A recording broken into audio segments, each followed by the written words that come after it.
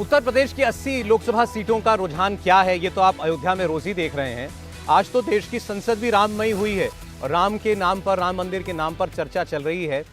आपको बता दें 2019 का जो लोकसभा चुनाव था, जिसमें भारतीय जनता पार्टी को 303 सीटें मिली थी, उस चुनाव में उत्तर प्रदेश के हिंदुओं ने 59% तक भाजपा के लिए वोट किया था। अब आप अंदाज़ा लगा सकते हैं कि राम मंदिर निर्माण के बाद ये जो आंकड़ा है, ये 2024 के लोकसभा चुनाव में कहां तक पहुंच सकता है। सवाल ये है कि जो काम 1984 के कांग्रेस पार्टी के लहर के वक्त पार्टी नहीं कर पाई थी, कांग्रेस नहीं कर पाई थी, क्या वो भारतीय जनता पार्टी राम की लहर में कर सकती है? मतलब 80 में 80। और क्या इस बीजेपी के लिए इस 80 में 80 लोकसभा सीटों की राह राम मंदिर से ही निकलने जा रही है?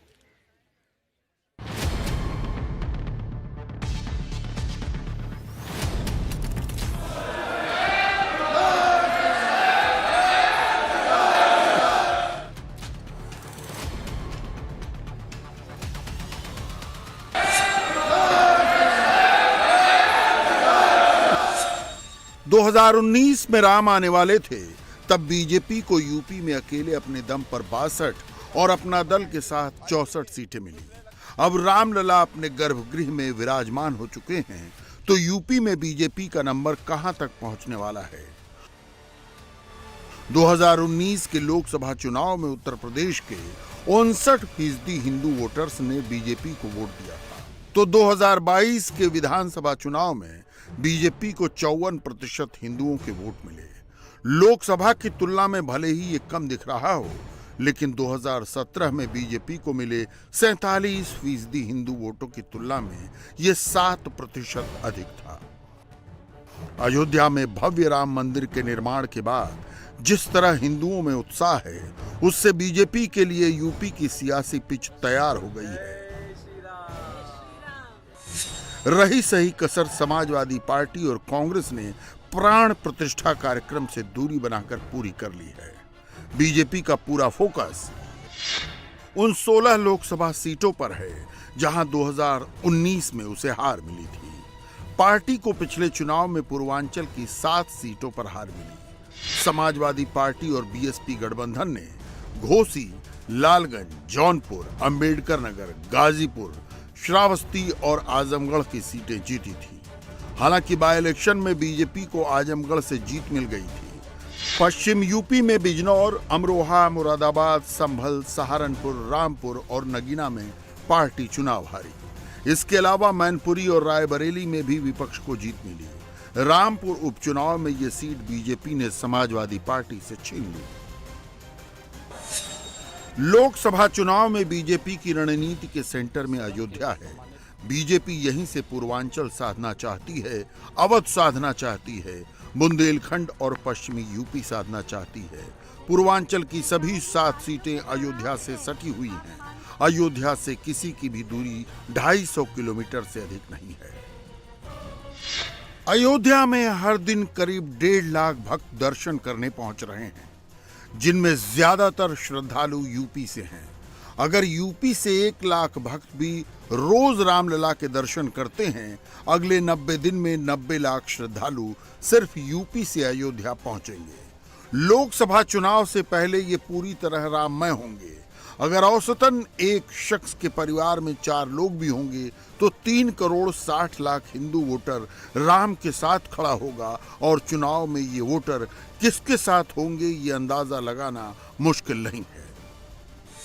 बीजेपी ने राम दर्शन यात्रा के जरिए राम भक्तों का वोट हासिल करने का मेगा प्लान तैयार किया है।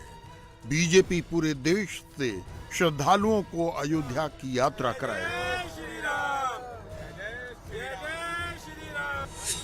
इसके लिए बीजेपी ने बूथ के हिसाब से श्रद्धालुओं की लिस्ट तैयार की है। यूपी के प्रत्येक बूथ से 3 से 5 श्रद्धालुओं को श्री राम लला के दर्शन कराए जाएंगे। श्रद्धालुओं की यात्रा का सारा खर्च पार्टी उठाएगी।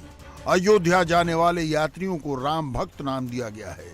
राम भक्तों को एक आईडी कार्ड मिलेगा। ये राम भक्त अयोध्या में 24 घंटे रुकेंगे। ट्रेनों और बसों में भजन मंडली भी होगी और डॉक्टर की सुविधा भी मिलेगी। श्रद्धालुओं को अयोध्या में दर्शन कराने का जिम्मा बीजेपी के लोकल पदाधिकारियों को दिया गया है। यूपी में करीब 1,74,000 बूथ हैं। इस हिसाब से लोकसभा चुनाव से पहले बीजेपी 8,70,000 राम भक्तों को रामलला के दर्शन करा चुकी होगी। रामलहर में बीजेपी मजबूती से आगे बढ़ रही है तो विपक्ष पूरी तरह बिखर गया है। मायावती ने इंडी गठबंधन में शामिल होने से इनकार कर दिया तो जयंत चौधरी ने चुनाव से ठीक पहले अखिलेश यादव को बड़ा झटका दिया। इसके अलावा कांग्रेस और समाजवादी पार्टी के बीच मुस्लिम वोट हासिल करने की होड़ मची है। अखिलेश यादव का पीडीए फॉर्मूला चुनाव के पहले ही फेल हो गया है। पीडीए का पी यानी पिछड़ा बीजेपी के साथ खड़ा है। 2019 में गैर यादव ओबीसी का बड़ा हिस्सा बीजेपी के साथ था। पिछड़ों में दूसरी सबसे बड़ी जाति कुर्मी और कोयरी के 80% वोट बीजेपी को मिले थे। इसके अलावा दूसरी ओबीसी जातियों के 72% वोट भी बीजेपी के पाले में ही गए थे। पीडीए के डी यानी दलित भी समाजवादी पार्टी के साथ नहीं है। 2019 में बीएसपी के साथ गठबंधन की वजह से 75% जाटव वोटर एसपी बीएसपी के साथ थे, लेकिन दूसरी एससी जातियों के 48% वोट बीजेपी को मिले। पीडीए का ए यानी अल्पसंख्यक अभी तक समाजवादी पार्टी के साथ था, लेकिन राहुल गांधी की न्याय यात्रा का रूट मैप जिस तरह मुस्लिम बहुल इलाकों के बीच से तैयार किया गया है, उससे अखिलेश यादव परेशान है। यूपी का जाट वोटर 2019 में भी बीजेपी के साथ था। 91% जाट मतदाताओं ने मोदी पर भरोसा जताया था। अब जयंत चौधरी ने पाला बदल लिया है। चौधरी चरण सिंह को भारत रत्न दे दिया गया है। अब जाट और किसान पूरी तरह विपक्षी गठबंधन से दूर हो जाएगा। रामलहर में बीजेपी 2019 में मिले 59% हिंदुओं के समर्थन को 70% तक पहुंचाना चाहती है।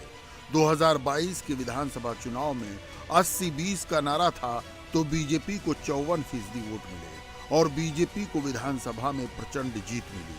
2024 में अगर उसे 70% हिंदू वोट मिल गए तो 80 में 80 का मिशन भी पूरा हो सकता है। दरअसल अयोध्या में रामलला को भव्य मंदिर में विराजमान कराकर मोदी ने हिंदुओं के 500 साल पुराने सपने को पूरा कर दिया है। प्रधानमंत्री मोदी ने वो काम कर दिया है जिसे आजादी के बाद की सरकारें नहीं कर पाई, जिसे अंग्रेजी हुकूमत भी नहीं सुलझा पाई। अब न सिर्फ राम मंदिर का मुद्दा सुलझा, बल्कि रामलला का मंदिर भी बनकर तैयार हो गया है। सरकार से लेकर एनडीए का हर सांसद और हर दल के नेता इसका क्रेडिट मोदी को दे रहे हैं।